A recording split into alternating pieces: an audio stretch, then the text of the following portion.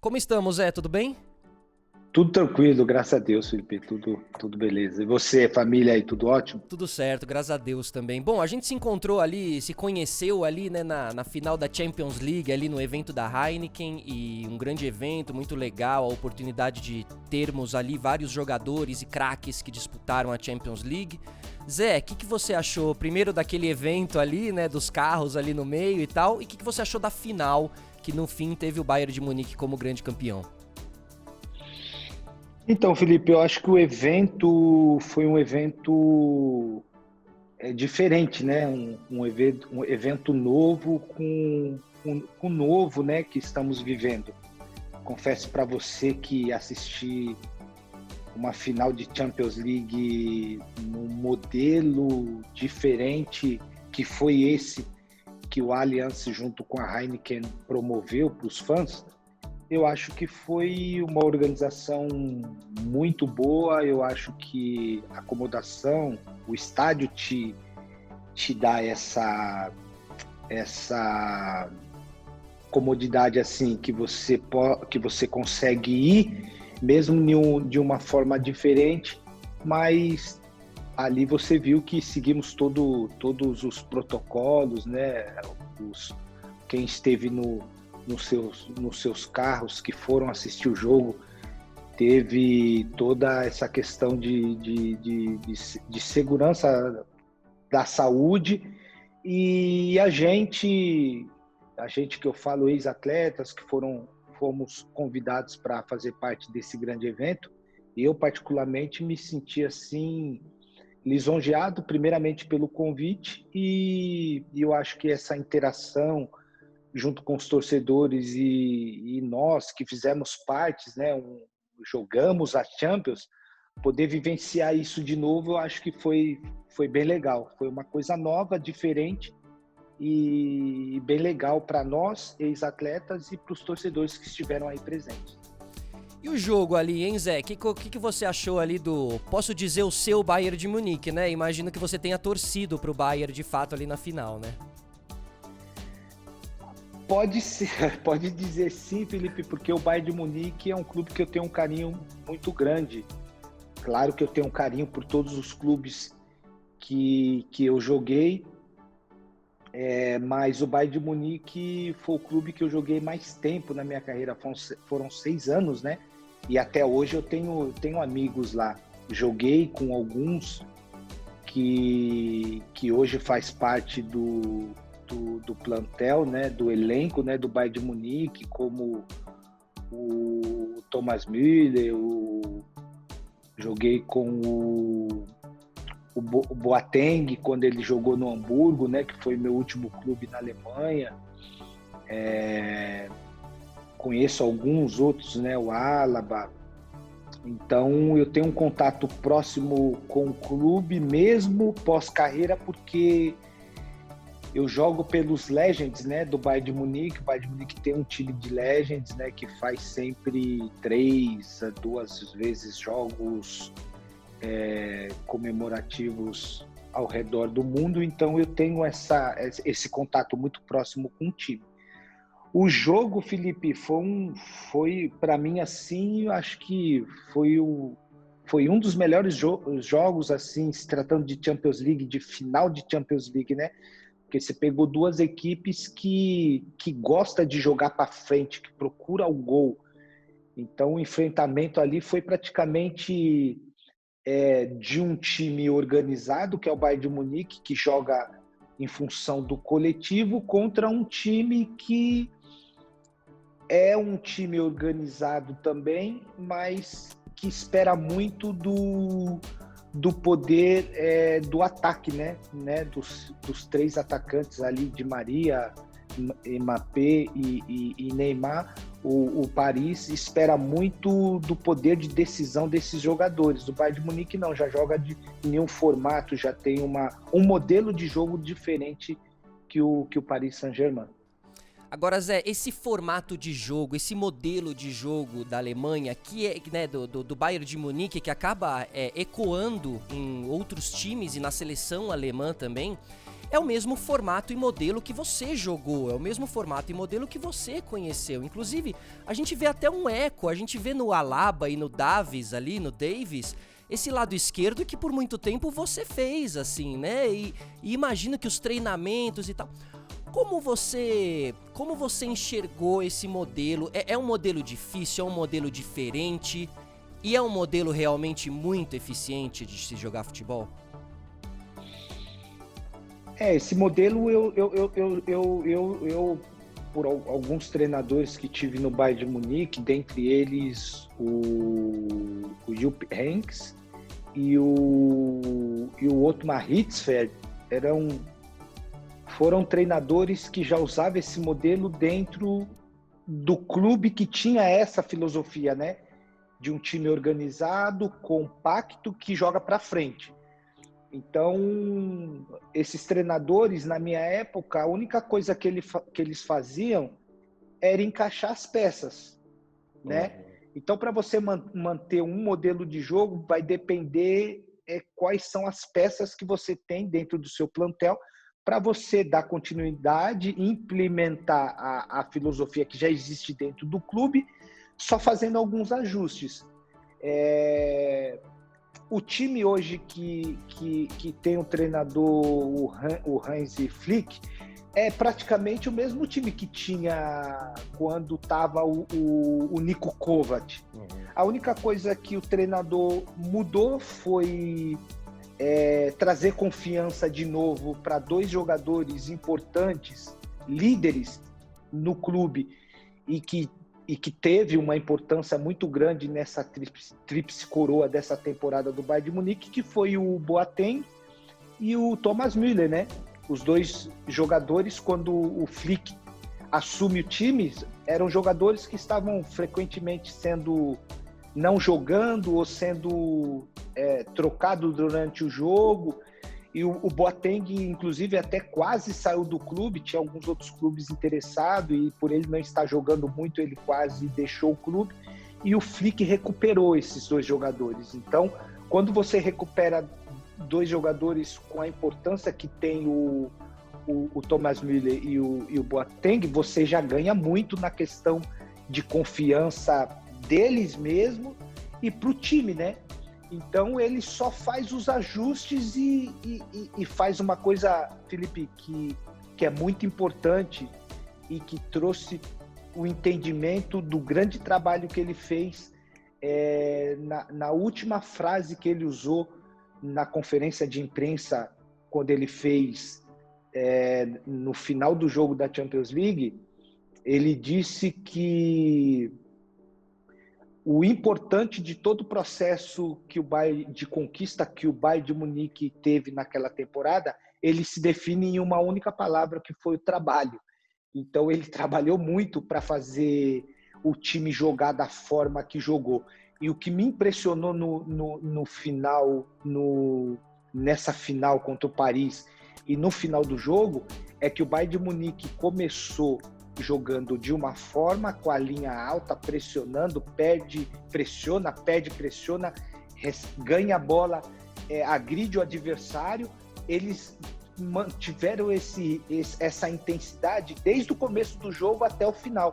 Então, 80, 85, enquanto o Paris estava já bastante cansado, já não tinha muita coisa para fazer no jogo, o Bayern de Munique estava colocando a intensidade ainda. Claro que o Bayern de Munique sobrou no jogo, sobrou na temporada, sobrou na Bundesliga, porque também, em meio à pandemia que nós vivemos, foi o clube, né, o país que voltou antes. Então isso, com certeza, faz uma grande diferença, né?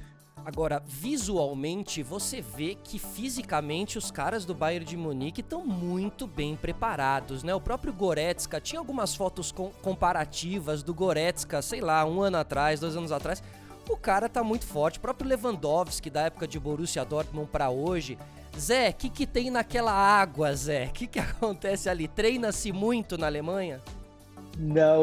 Não é água não, Felipe. Ali é uma filosofia de trabalho junto com a fisiologia e o departamento técnico do time, que desde a minha época, vamos colocar aí uns 10 anos atrás, mais ou menos, o Bayern de Munique ou os clubes na Alemanha sempre teve assim uma forma de trabalhar de prevenção.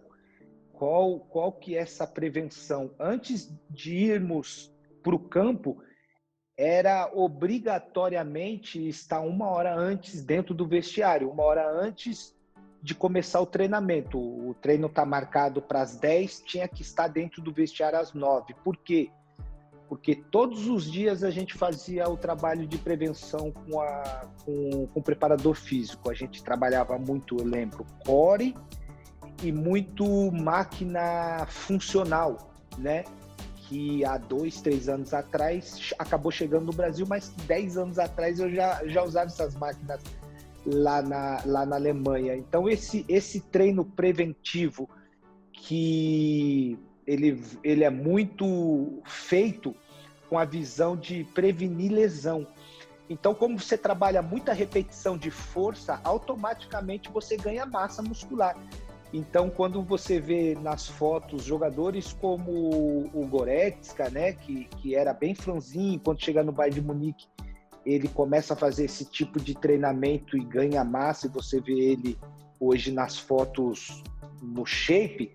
A mesma coisa aconteceu com o Davis, quando saiu da Major League e veio para a Bundesliga jogar no Bayern de Munique, você viu uma mudança visual no corpo dele com mais ganho de massa. O próprio Thiago Alcântara, quando ele...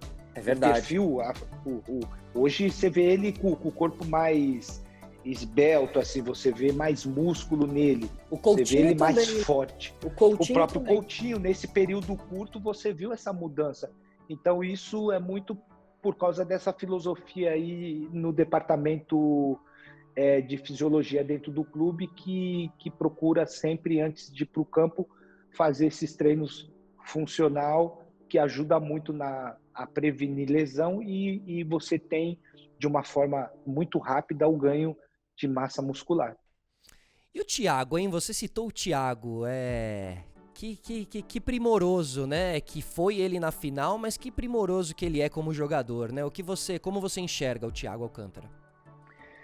O Thiago, para mim, ele ele tá entre vamos colocar os 3 melhores meio-campistas hoje do mundo, né? Junto com o De Bruyne, e tem um outro que também fez uma temporada muito grande, que eu não tenho ele na cabeça ainda, mas o Thiago é um jogador muito inteligente e que é o maestro, eu acho, do time. Hoje a gente, na maioria dos times, você não vê mais aquele 10, né? O camisa 10 que faz o time, que fazia o time jogar, o camisa 10 que cadencia o jogo. Hoje não tem mais esse camisa 10, né? Os volantes que é chamado hoje no futebol moderno se transformaram em meias, né? O futebol moderno se transformaram em meias. Hoje você não tem mais aquele volante brucutu que só marca. Os volantes dos times precisam jogar, porque o jogo de futebol ficou muito compacto, que se você não tem esses jogadores que quebram a linha num passe de bola, numa inversão de jogada, como ele, Toni Kroos, Modric, esses jogadores são jogadores modernos que você precisa ter para dar ritmo de jogo e intensidade dentro da sua equipe. O Thiago fez uma grande temporada, por isso que tem contrato ainda com o Bayern de Munique, mas que desperta interesse de outros gigantes, né? Então hoje ele está negociando ou a renovação no Bayern de Munique, dá continuidade ao grande trabalho, né, que ele vem fazendo no clube, ou uma negociação aí que está muito próxima de se concretizar, que é com o Liverpool. Então, um dos 2 clubes vai ser muito... Vai ter, assim, um jogador praticamente completo. Ou o Bayern de Munique dando continuidade aí na renovação, ou o Liverpool que vai trazer mais qualidade para a sua equipe. Né? Seria interessantíssimo ele no Liverpool, né, Zé? Seria interessantíssimo, porque o formato, a forma que joga o Liverpool, né? Com a inteligência que tem o Klopp e com os atletas ali que tem o time, cara, eu acho que o Thiago entraria ali como uma luva, né? Eu até diria que o Thiago, na final, quem foi mesmo eleito o melhor jogador? O Coman, né? Que fez o gol. O Coman, eu acho, eleito o melhor jogador do né? jogo. Mas, para mim, eu escolheria o Thiago como o melhor jogador daquela partida. Total. E o Patrick de Paula, você acha que ele se encaixa nesse volante que sai jogando? Assim como você vê o Patrick nascendo aí pro futebol, pros olhos de todo mundo aí, né? O Patrick de Paula é esse jogador que foi formado, que está crescendo profissionalmente, porque é o primeiro ano dele como profissional. E uma coisa assim, importante que eu vejo no Patrick de Paula, claro que além das qualidades que ele tem como jogador, é a personalidade. A personalidade é muito importante, Felipe. A personalidade faz com que o processo desse jogador que está sendo maturado e fazendo a transição de base para profissional cresça. Eu vejo o Patrick de Paula assim, com a personalidade bem parecida com a que tinha o Gabriel Jesus quando subiu para o profissional do Palmeiras, mas que começou a jogar com o tempo do Gabriel Jesus começar a jogar como titular no Palmeiras demorou um pouquinho. Patrick de Paula não, subiu profissional, vestiu a camisa, bateu pênalti, foi campeão, está fazendo gol e hoje é titular absoluto do Palmeiras. Ídolo, já candidato a ser um grande ídolo ali. Ô Zé, a sua lateral esquerda ali no Bayern, o seu lado esquerdo, você compôs com quem? Você compôs com o Ribéry ali, né? Fala aí pra gente um pouco os nomes que fizeram ali a tabelinha contigo no Bayern, ali, aquele lado esquerdo. Então, o lado esquerdo ali do Bayern, na minha época, era o lado que saía mais jogadas ofensivas, né? Porque eu jogava como um segundo volante, primeiro volante era o Mark Van Bommel, né, o holandês. Eu era o segundo que saía mais e saía bastante para o lado esquerdo, porque o Franck Ribéry jogava naquele setor, né? Então, como ele era um jogador muito inteligente, eu conseguia perceber a hora que ele recebia a bola e tentava o 1 contra 1, porque ele tinha o 1 contra 1 muito forte. Foi um dos melhores jogadores que eu já vi ir para o 1 contra 1. Então, quando ele ia para o 1 contra 1, eu sempre dava a opção para ele fazendo ultrapassagem, porque no Bayern de Munique eu não joguei como lateral, joguei como um segundo volante e como um ponta também. Quando eu fui contratado pelo Bayer de Leverkusen, eu fiz uma grande temporada jogando como um meia extremo, jogando mais pela beirada. E quando eu cheguei no meu primeiro ano, meus 2 primeiros anos no Bayern de Munique, eu joguei nessa posição. Depois que eu fui recuado, porque o treinador Otmar Hitzfeld, 2006, quando eu disputei a Copa do Mundo pela seleção jogando nessa posição, ele montou o Bayern de Munique com 2 volantes, 2 meias e 2 atacantes, né, no 4-4-2. Então a gente jogava praticamente com 2 volantes, Van Bommel, eu saindo mais, Ribéry lado esquerdo, Schweinsteiger lado direito e 2 atacantes, Miroslav Klose e Luca Toni. A gente tinha um time muito ofensivo. A gente ganhou 2 vezes consecutiva o doble, né? Não ganhamos a tríplice coroa, mas ganhamos o doble, né? A Copa da Alemanha e 2 anos seguidos. 2 anos seguidos. Então esse lado esquerdo foi um lado esquerdo muito forte que o Bayern de Munique teve em algumas temporadas. E a seriedade, assim, a resiliência, né, Zé? Até na foto que a gente tirou ali no evento, a postagem que eu fiz, assim, te enxergo realmente, você é uma grande referência quando a gente fala de trabalho duro. E eu não preciso ser um atleta pra você ser uma referência no trabalho duro, entende? Você é uma referência no trabalho duro no meu dia a dia, no meu trabalho e tal. E eu falei muito da resiliência também. E quanto que você aprendeu ali na Alemanha com relação a tudo isso? Porque, né, esses caras aí, pô, Schweinsteiger e tal, devem ter uma cabeça muito diferente, assim, né? Eu costumo dizer, Felipe, que existe o jogador de futebol e existe o profissional. Lá na Alemanha, o atleta ele não se vê somente como um jogador de futebol, ele se vê como um profissional.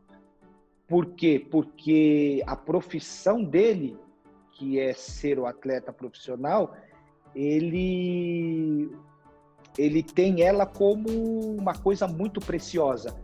E quando eu fui jogar na Europa, nova, né, ainda, fui sair com 20 para 21 anos, eu lembro que a primeira coisa que eu aprendi na Europa foi entender que o meu corpo era o meu instrumento de trabalho e que eu precisava cuidar dele. Como? Me alimentando bem, descansando, fazendo a recuperação pós-treino, pós-jogo. Então, a partir do momento que eu entendi que o meu corpo era o meu instrumento de trabalho, eu passei a cuidar dele.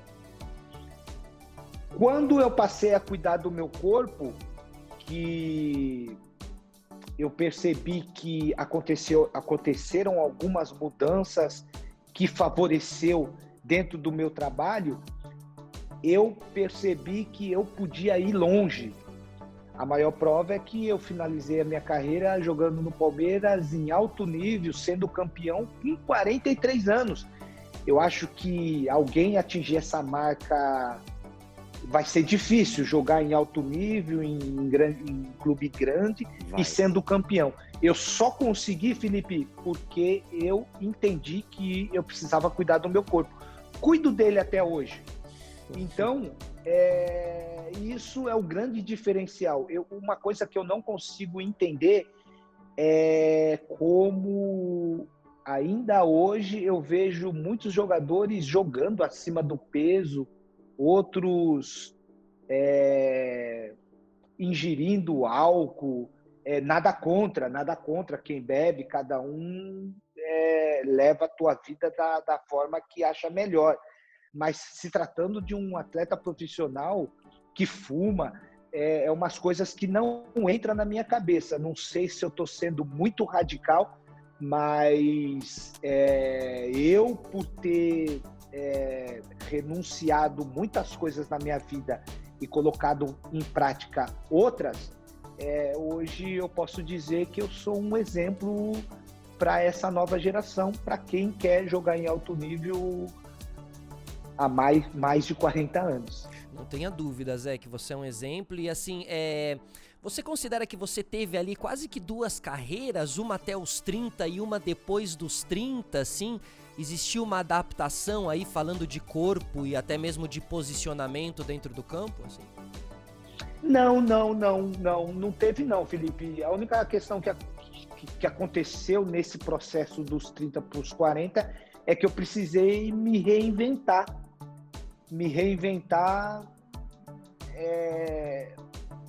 nos treinos, me reinventar nos jogos, porque como o calendário aqui no Brasil é um calendário muito forte, muito pesado, muitos jogos, muitas concentrações, muitas viagens, você precisa treinar menos para você ter mais condicionamento físico no sentido de rendimento para o jogo. Então, eu treinava menos e me recuperava para estar 100% para o jogo. Até porque também treinar menos aqui no Brasil é uma necessidade, porque o calendário você joga de 3 em 3 dias, você não tem nem tempo para treinar. Então, nos jogos, em uma conversa bem direta e Sincera? E direta, sincera com a comissão técnica, eles me fizeram entender, junto com a fisiologia do clube, e eu entendi que eu não podia jogar todos os jogos, tipo jogar quarta, jogar fim de semana, jogar quarta, jogar fim de semana, porque se eu jogar todos os jogos, vai chegar depois do quinto, do quarto, do sexto jogo, eu vou estar com uma fadiga muscular muito grande e eu vou correr o risco de ter uma lesão muscular ou qualquer outra lesão, né? Então eu jogava 2, 3 jogos seguidos, segurava um, jogava 2, segurava um. E esse projeto que a gente fez junto com a comissão técnica, eu falo de 2015 até 2017, que foram os 3 anos que eu joguei no Palmeiras, que foi onde eu precisei me reinventar, porque até então, dos 30 anos até os 40, quando eu cheguei quando eu cheguei no Palmeiras, eu jogava direto, eu vim ter a minha primeira lesão muscular com 38 anos. Nossa, então, você tá brincando. Eu precisei me reinventar quando eu cheguei no Palmeiras, porque aí eu já estava com 40 anos e isso deu muito certo, que eu consegui jogar, assim, por causa do calendário, eu treinava pouco, joguei um número considerável na temporada e consegui ajudar o time. Mas, José, agora você tá muito mais forte, né? O que te mantinha, assim, menos forte? Era isso, você estar em atividade direto, fazendo muito aeróbico, assim? Como foi essa mudança? Então, essa mudança foi muito em função da minha mudança de treinamento pós-carreira, né? Quando eu jogava, Felipe, eu não podia fazer musculação tipo hipertrofia da forma que eu faço agora, porque a hipertrofia é um tipo de treinamento na musculação que aumenta o teu peso, que aumenta a tua massa muscular e automaticamente aumenta o teu peso. Então, quando eu jogava, eu tinha 71, 72 quilos. Hoje eu já estou com 75, 76. Eu tive um aumento de massa, então o meu peso subiu porque eu treino todos os dias musculação. Quando eu jogava, eu não podia fazer esse tipo de treinamento, porque eu ia subir muito o meu peso e eu ia perder mobilidade. Eu também não queria ficar muito forte para jogar, porque se eu ficasse muito forte para jogar, em vez de jogar na lateral como meio, eu ia ter que ir para zagueiro. E como eu nunca joguei de zagueiro, eu ia ter uma certa dificuldade. Então, hoje eu me sinto e estou mais forte, muito em função de mudança de treinamento. E como eu gostei muito de treinar, Felipe, eu tinha que segurar, eu não, mas a comissão técnica tinha que me segurar dentro da academia para mim não puxar muito o ferro e ficar muito forte. Então a gente conseguia ter esse equilíbrio, né, dentro dos treinamentos diários no clube quando eu jogava. Hoje não. Hoje eu já não tenho mais esse equilíbrio. Hoje eu gosto de fazer alguns tipos de treinamentos que eu não podia fazer quando eu jogava, que é a musculação, que é o pedal longo. Então, hoje, poxa, eu consigo fazer alguns tipos de treinamentos que eu queria muito fazer na época que eu jogava, mas que eu não podia. Agora, Zé, a gente fala muito dos times que você passou, mas assim, Madrid, Munique, Hamburgo, qual cidade aí você mais se encantou? Então, eu fui até para o Catar, cara. Joguei um ano no Catar. Pode crer. Dentre essas cidades, assim, dentre esses países que eu conheci, sem sombra de dúvida, o país que eu mais gostei de morar e a cidade também foi Munique. Munique é uma cidade acolhedora, é uma cidade que você vê muita família.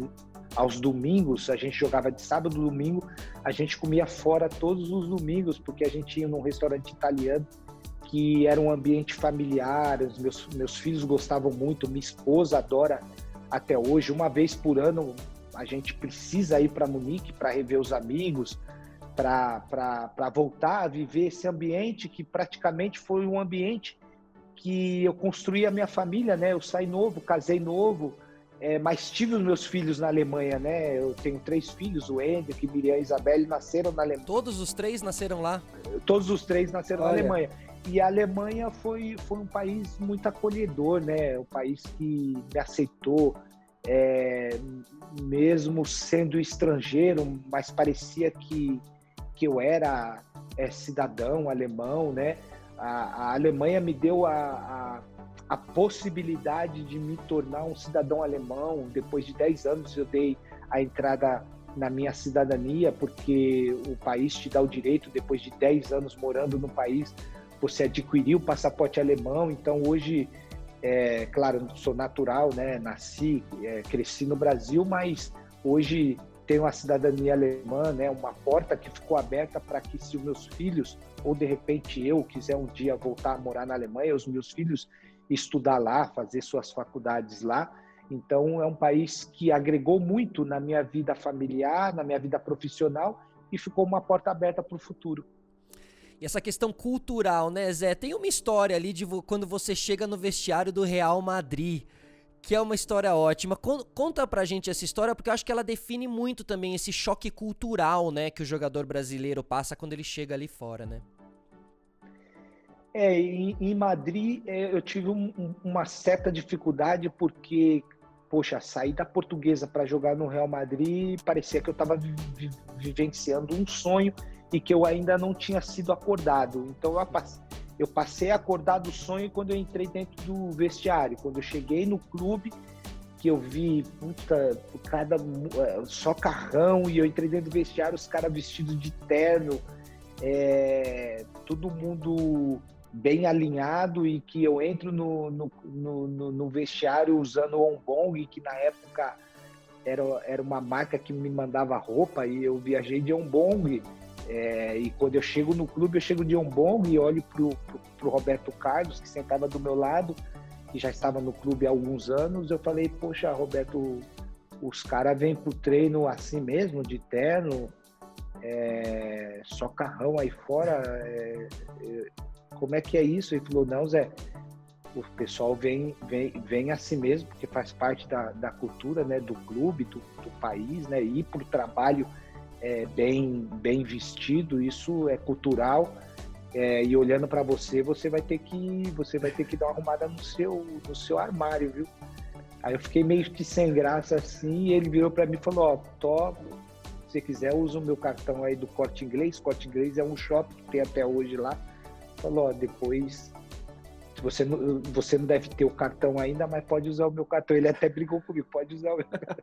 Esse cartão é meu sem limite. Eu falei, então vou fazer umas compras lá. É ele mesmo. No outro dia eu fui com a minha esposa no Corte Inglês e tive que mudar totalmente o meu guarda-roupa para não passar vergonha dentro do vestiário do Real Madrid.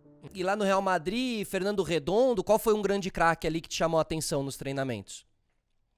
Eu joguei com vários, né? David Suker, né? Croata, Peja Mijatovic, Hierro, grande zagueiro, Fernando Hierro, né? Grande zagueiro da seleção espanhola, Raul, né?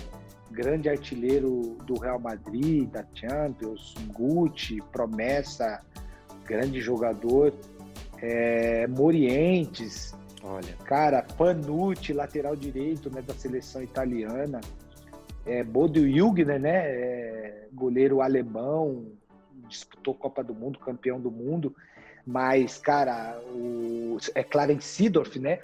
Mas um jogador que chamou muito a minha atenção foi o Fernando Redondo, cara. O Fernando Redondo era um volante canhoto, ele né? jogava canhoto, ele jogava como volante, mas dentro do campo ele parecia meia, porque ele marcava, ele cadenciava o jogo, ele chegava na frente, ele era alto, ele fazia gol de cabeça. Esse jogador, assim, na posição de volante, eu acho que foi o melhor que eu joguei até hoje. Demais, também lembro muito. Sou filho de argentino, Zé, então assim, ainda tenho essa relação. Então você lembra do Fernando? Lembro bastante dele. Ô Zé, agora me diz uma coisa, você assim, você é um cara diferente dentro do universo do futebol, assim, e não só nessa questão física, na questão da dedicação, mas também Até no corte de cabelo, sabe, Zé? Eu acho que você, até nisso, assim, você tem um diferencial. Você, até no seu corte de cabelo, você traz uma mensagem. E eu tenho muito, assim, comigo, você com Racionais MCs, tem uma matéria muito famosa de você cantando Racionais e tal. Qual que é a sua leitura do movimento Black, assim, e o quanto que Racionais e Tupac e toda essa cultura também te ajudou ali nessa, né, a se enxergar como você se enxerga, assim? Então, eu cresci e nasci na periferia de São Paulo, né? Eu sou da Zona Leste e eu lembro que lá a gente não tinha muita referência, né? Até porque também a gente não tinha muitas oportunidades. E a música do Racionais é a música que eu cresci ouvindo, né? Com várias letras forte, mas trazendo sempre uma mensagem, né? Nego drama, vamos passear no parque. São músicas que eu cresci ouvindo e entendendo que o pobre negro dentro da sociedade, muitas são as vezes que ele é descriminalizado, Felipe, porque quando eu compro o meu primeiro carro, quando eu fiz o meu primeiro contrato profissional na Portuguesa, que foi o carro que era o carro do meu sonho, por o meu maior ídolo ter tido o carro que era o Denner, uma Mitsubishi. Quando eu pego as luvas, quando eu fiz esse contrato, a metade do dinheiro eu dei para minha mãe e um pouquinho, uma parte desse dinheiro eu comprei esse carro. E eu lembro que quando eu comprei o carro, eu tinha acabado de sair da onde eu morava. A Portuguesa alugou uma casa mais próxima do Canindé, onde eu podia ir treinar todos os dias e não chegar atrasado, porque era longe, eu pegava ônibus, eu pegava muito trânsito, então a Portuguesa me colocou mais próximo do clube e renovou o meu contrato, e eu comprei esse carro. E a minha esposa, que na época, a Luciana, que na época era minha namorada, ela morava ainda lá, então eu tinha que ir lá todos os dias, né? E eu lembro que com esse carro recém-comprado e um carro que chamava atenção na época, a gente não podia, não era permitido colocar isso filme, né? Na época você via quem estava dentro do carro de longe. Eu lembro que eu passava com esse carro para ir lá na minha quebrada, no meu bairro, eu era parado 3 vezes por dia. 3 vezes por dia eu era parado pela polícia. Um jovem negro dentro de um carro novo que chamava a atenção, e aquilo para mim foi muito constrangedor. Eu me lembro que eu fiquei com o carro praticamente um mês, se eu não me engano, e por ter sido tão constrangedor, eu acabei vendendo o carro, comprei um outro carro, porque eu precisava para ir para o treino, para ir para a escola depois da noite. E isso, para mim, é algo muito triste que eu vivi nessa época. Hoje eu vejo um movimento no sentido de que vidas negras importam. É um movimento que voltou a ser ecoado no mundo afora, né?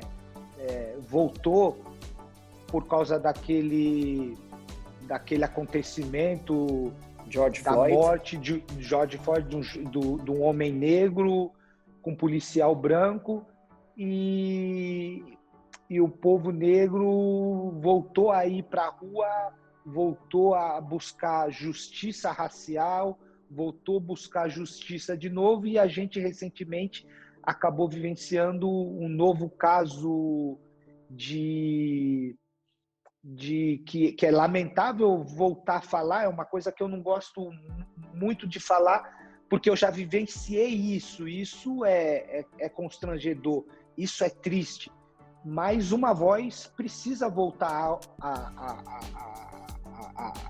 a se pronunciar para ir em busca de justiça, e a maior prova é os jogadores da NBA aí, né, parando uma competição para buscar justiça.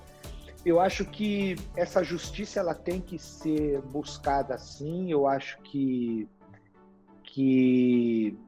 essa como que eu posso dizer, esse movimento ele não pode ficar somente nas ruas. Esse movimento ele precisa ir além para que a gente possa de uma vez por toda matar esse câncer, porque o racismo, a discriminação é um câncer que precisa ser morto. E para que isso aconteça, eu acho que tem que ter sim essa mobilização, tem que ter esse protesto, claro que tudo de uma forma pacífica, mas eu acho que essa voz que gritava há muitos anos atrás, através de líderes como Mandela, como Martin Luther King, né, quando fez o seu grande discurso em Washington, no ano de 1962, dizendo I have a dream, eu tenho um sonho, o meu maior sonho é que um dia os meus 4 filhos negros irão viver em um país que eles não serão mais julgados pela cor de sua pele, e sim pelo seu caráter. Passaram-se depois desse grande discurso 40 anos, veio Barack Obama, primeiro presidente negro da história, né, dos Estados Unidos da América, mas o racismo ainda continua, o câncer continua no meio da sociedade. Eu acho que esse protesto, eu acho que essas vozes que voltaram a ecoar nas ruas, eu acho que ela precisa ir além. E o esporte tem uma... Quando os caras da NBA ali param, né, a rodada e tal, a gente vai linkando uma coisa com a outra e entendendo como o esporte pode ser uma voz importante no meio disso tudo, porque a partir do momento que você não tem um esporte, só aí algumas pessoas param pra refletir, entendeu? Já não basta o absurdo do fato, a pessoa só vai parar pra refletir quando bater na dela, lá no conforto da casa dela e tal. E como bate? Quando os jogadores da NBA param o entretenimento daquela pessoa que tá lá no sofá, que nem tá pensando sobre racismo, porque não passa, porque não vive e tal, né? Então, assim, o esporte tem essa força. Agora, você acha que na NBA, por que na NBA os caras conseguem ter essa independência maior, hein, Zé? E tomarem essa atitude e serem mais homens de frente, linha de frente, sabe? Um LeBron James e tal. Eu acho que é muito porque esses atletas eles são unidos, né? Eles lutam por uma causa que hoje eles estão vivendo, mas que os seus pais já viveram atrás, né? Os seus avós. Então é uma causa que que eles estão lutando, porque gerações atrás deles vieram juntos lutando por ela. Então, se não tiver essa junção, se não tiver essa mentalidade no sentido de luta pela causa, tendo um conjunto, não sendo individual, eu acho que tem mais força. Então, essa força é quando os atletas ali da NBA, os jogadores da NBA, dá o start, né? Para o campeonato, você vê que as outras modalidades do esporte param também. Pararam também o basquete feminino, pararam o beisebol, a MLS, pararam o tênis.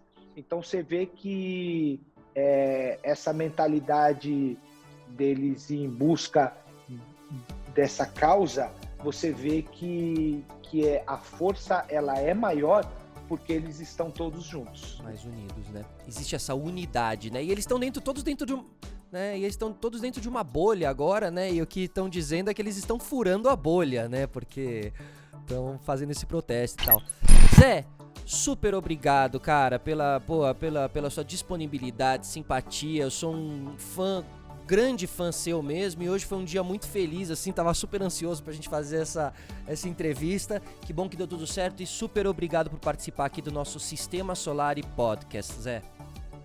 Que isso, Solari, prazer foi meu, cara, foi muito legal, já te acompanhava aí na rede social, o teu trabalho, parabéns por ser, poxa, um cara íntegro dentro da sua profissão, um cara que passa uma mensagem muito positiva também. Parabéns, para mim foi um prazer muito grande ter participado aí desse teu programa e que você possa continuar tendo muito e muito sucesso na tua vida profissional. Um abraço para você, para tua família e se cuidem.